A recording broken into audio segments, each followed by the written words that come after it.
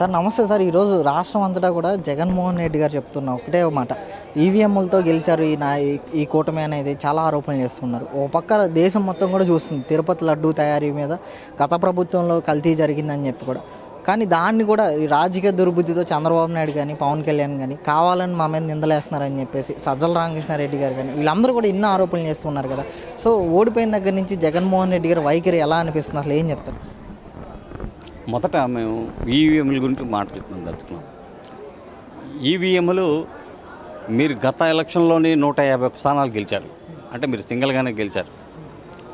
మరి ఇవాళ ఈ ఎలక్షన్లో వచ్చేసరికల్లా 3 పార్టీలు కలిపి ఒక కూటమిగా ఏర్పడి 154 స్థానాలను గెలుచుకుంది.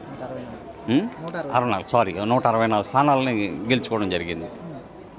అంటే మీరు సింగిల్గా పోటీ చేసినప్పుడు, మీరు సింగిల్గా ఉన్నప్పుడే మీరు 151 స్థానాలు గెలిచారంటే మరి మేమెన్ని ఈవీఎంలు మీరు ట్యాపింగ్ చేసి ఉంటారు?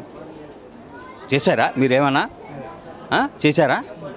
అది ఒకసారి మీరు అన్నీ అలా ఆలోచించుకొని మీరు మాట్లాడితే బాగుంటుందని మేము తెలియజేస్తున్నాం.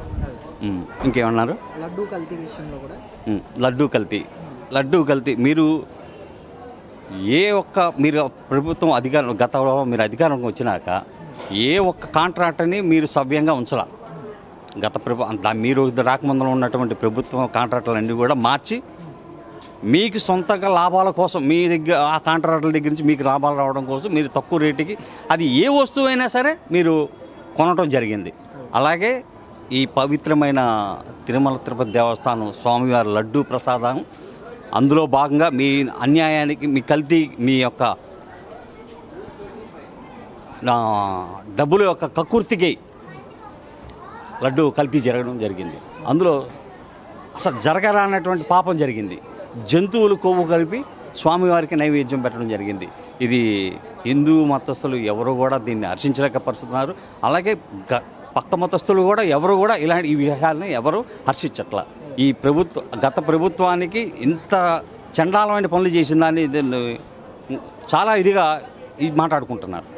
ఇంకో విషయం సార్, అంటే ప్రధానంగా ఈరోజు జగన్మోహన్ రెడ్డి గారు చెప్తున్నారు, నేను 4 గోడల మధ్య బైబిల్ చదువుతాను, బయటకు వచ్చి హిందూ సాంప్రదాయాలను గౌరవిస్తాను, ముస్లిం సాంప్రదాయాలను గౌరవిస్తాను, నా మతం అడిగిన వాళ్ళందరికీ చెప్తున్నాను, ఇదే నా మానవత్వం, ఇది డిక్లరేషన్లో రాసుకోండి అని చెప్పి ఇలాగా అంటే రెచ్చగొట్టే వ్యాఖ్యలు చేయడం ఎలా అనిపిస్తుంది సార్? అసలు ఏం చెప్తారు? ఆయన మానవత్వం గురించి చెప్పడం ఏం చెప్తారు?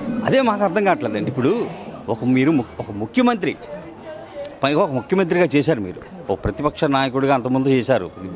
ఇవాళ మీరు అలా మాట్లాడుతుంటే చాలా ఇదిగా ఉంది. 4 గోడల మధ్యకు కూర్చొని నిన్ను 4 గోడల మధ్య చదువుకోమని ఎవరు చెప్పారు? ఎవరైనా చెప్పారు నీకు 4 గోడల మధ్యకు చదువు? పబ్లిక్గానే చదువుకో. నిన్ను ఎవరు చదువుకోమన్నారు? అలాగా నీకేమైనా అభ్యంతరం పెట్టారు ఎవరైనా? నువ్వు లోపల క్రిస్టియన్గా ఉంటాను, బయటకు వస్తే ఇలాగ ఉంటానంట. అందరూ అలాగే ఉంటారు.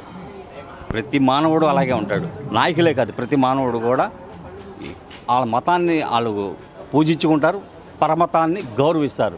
ఆ విషయం నువ్వు చెప్పేదేముంది? అందరూ అదే చేస్తారు. అది ముఖ్యమంత్రి గారు గ్రహించకుండా ఆయన ఏదో కూటమి నాయకులు ఆయన ఏదో అనేసినట్టుగా ఇలాంటి మాటలు మాట్లాడడం చాలా ఆసక్తిపరంగా ఉంది. మానవత్వం అంటే అసలు ఆయన నోట రావడానికి మాకు ఆశ్చర్యంగా ఉంటుంది, చాలా నవ్వుగా ఉంటుంది. ఎందుకంటే అసలు మానవత్వం ఉంటే ఆ పాపం ఆ రోజు వైజాగ్లోని ఆ కోవిడ్ టైంలో ఆ డాక్టర్ గారిని అలా చంపేసి ఉండేవాడా?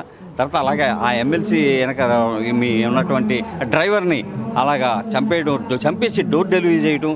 అలాగే మీ ఇంటికాడ మీరు తాడేపల్లిలో ఉంటున్న మీ ఇంటికాడ ఒక పేదవాళ్ళ ఇల్లు ఖాళీ చేయలేదని ఒక చెల్లికి ఒక అన్నయ్యని చంపేయటం, ఇవన్నీ ఏంటండి జగన్మోహన్ రెడ్డి గారు మీరు మాట్లాడేది?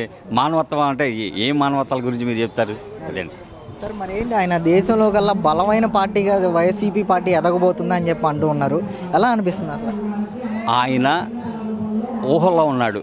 అలాగే ఊహల్లో ఉంటూ కార్యకర్తలను కూడా ఊహల్లో పెట్టాలి. ఊహల్లో పెట్టి ఏదో మభ్యపెట్టి వాళ్ళు ఇచ్చేయాలనుకుంటున్నారు. ఇది ఎంతకాలం ఉంటుందో మహా అయితే ఇంకొక 6 నెలల్లో ఆ వైసీపీలో ఉన్న కార్యకర్తలందరూ కూడా గ్రహిస్తారు. ఆయన పార్టీలో కూడా మనం ఇన్నాళ్ళు పనిచేయడం వేస్ట్ అనుకోండి. వాళ్ళు కూడా కొన్నాళ్ళు సైలెంట్ అయిపోయి వాళ్ళ పని వాళ్ళు చేసుకోవడం, లేదా మరొక పార్టీలోకి జాయిన్ అవ్వడం ఇది జరిగేది మాత్రం తథ్యం.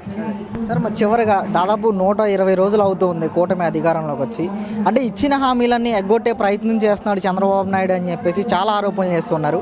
మరి మీకు ఎలా ఉంది సార్ ఈ 120 రోజుల పాలనలో ఎలాంటి హామీలు నెరవేర్చారు అనుకోవచ్చు అంటారు? ఏమైనా అభివృద్ధి దిశగా ఆంధ్రప్రదేశ్ ముందుకు వెళ్తుందంటారా? ఏం చెప్తారు అసలు? తప్పకుండా వెళ్తుందండి. ఎందుకంటే మీకు మాట ఇచ్చిన ప్రకారం కూటమి అధికారంలో రాగానే 5 హామీల మీద సంతకాలు పెట్టడం జరిగింది. అలాగే ముఖ్యంగా వృద్ధులకు 1000 రూపాయలు పెంచుతానన్నాడు. అలాగే మే నెల నుంచి పెంచిన ప్రతి 1000 రూపాయలు కూడా ఇస్తానని చెప్పాడు. ఆయన అధికారంలోకి ఈ కూటమి అధికారంలోకి రాగానే 1000 కలిపి 3000, కలిపిన 1000 4000, మొత్తం కలిపి 7000 రూపాయలు. అంటే ఈ జగన్మోహన్ రెడ్డి లాగా నెలకి సంవత్సరానికి 250 రూపాయలు పెంచుకుంటేల్లా మీ ప్రభుత్వం మాట తప్పింది, కానీ మా కూటమి ప్రభుత్వం మాట తప్పలా. అలాగే 5 హామీలు సంతకాలు పెట్టింది. అలాగే చెత్త పన్ను మీద రద్దు చేసింది, పన్ను రద్దు చేసింది. అలాగే రేపు గ్యాస్ బండ్లు ఉచితంగా ఇవ్వడం మొదలు పెడుతుంది. అలాగే ఈ కూటమి అధికారంలోగానే రానటువంటి దురదృష్టకరమైన సంఘటన మన తుఫాన్ వల్ల, మన బుడమేరు కట్ట వల్ల అక్కడంతా కూడా మన విజయవాడ సగం అంతా మునిగిపోయినా, మరికొన్ని చోట్ల కొంత మునిగిపోయినా కూడా గట్టిగా ప్రభుత్వం చాలా చిత్తశుద్ధిగా ఇచ్చేసి వాళ్ళందరినీ ఆదుకోవడం కాకుండా వాళ్ళకి నష్టపరిహారం ఇవ్వడం జరుగుతుంది. ఇంతటి మంచి పనులు చేస్తున్న ఈ ప్రభుత్వాన్ని ఇంకా క్వశ్చన్ చేయడం అనేది బాధ్యత.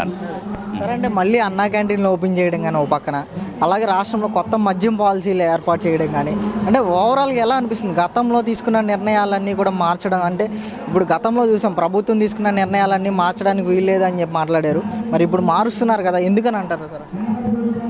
మనం హామీ ఇచ్చాం ప్రజలకి, వాళ్ళకి కావాల్సింది. ఇప్పుడు కొంతమంది పేద ప్రజలు ఉన్నారు, వాళ్ళకి తినడానికి కొంత ఇబ్బందిగా ఉంటాయి కొన్ని సందర్భాలు. అటువంటి వారి కోసం మనం అన్నా క్యాంటీన్లు ఏర్పాటు చేయడం జరిగింది. వారికి 5 రూపాయలకి ఇస్తే కొంచెం ఆ వెసులుబాటుగా ఉంటుందని వాళ్ళకి ఇచ్చింది. అలాగే మందు కూడా మనం రేటు కొంచెం తగ్గించి, అంటే గత ప్రభుత్వం ఏం చేసింది, మందులో నాణ్యత తక్కువ, ధర ఎక్కువ. ఈ ప్రభుత్వం ఏం చేసింది, మా మందులో నాణ్యత, ధర ఒక రీజనబుల్ రేటుగా ఇవ్వాలి. పేదవాళ్ళ జోబి మనం కొట్టకూడదు. ఆ పేదవాడి జోబి కొట్టడం అంటే ఆ కుటుంబం యొక్క పోషణకు ఇబ్బంది కలుగుద్దని ఉద్దేశంతో ఆ యొక్క నిర్ణయాలు తీసుకొని ఇచ్చేయడం జరుగుతుంది. ఇది ప్రజలందరూ కూడా చాలా చాలా సంతోషకరమైన విషయాలుగా భావిస్తూ చాలా ఆనందంగా ఉన్నారు. ఇంకా ముందు మనం పథకాలు ఈ గవర్నమెంట్ ప్రారంభించుకుంటూ వెళ్తుంది. ఇవన్నీ కూడా మంచి ఆలోచనతో విధానాలతో వెళ్తుంది. ఈ రాబోయే రోజులంతా కూడా ఈ ఆంధ్ర రాష్ట్ర ప్రభుత్వానికి శుభసూచికలని తెలియజేయడం జరుగుతుంది. సరే, అంటే దేవాలయాల్లో ఆ మతస్థులే ఉండాలి అని చెప్పి మాట్లాడడం కానీ, చర్చిల్లో ఆ మతస్థులే అని, ముస్లిమ్స్లో ఆ మతస్థులే ఉద్యోగస్తులుగా ఉండాలి అని చెప్పి చంద్రబాబు నాయుడు గారు ఒక ఆర్డినెన్స్ తీసుకురాబోతున్నారు. ఎలా అనిపిస్తుంది అసలు? కరెక్ట్ కదండి. ఇప్పుడు ఆ మతస్థుడు ఉంటేనే ఆ దేవునికి ఏం చేయాలనేది దానికి తెలుస్తుంది. అంతేగాని వేరే మతస్థుడు వచ్చి ఈ దేవుడికి ఏం చేయాలో వాళ్ళకి తెలియదు.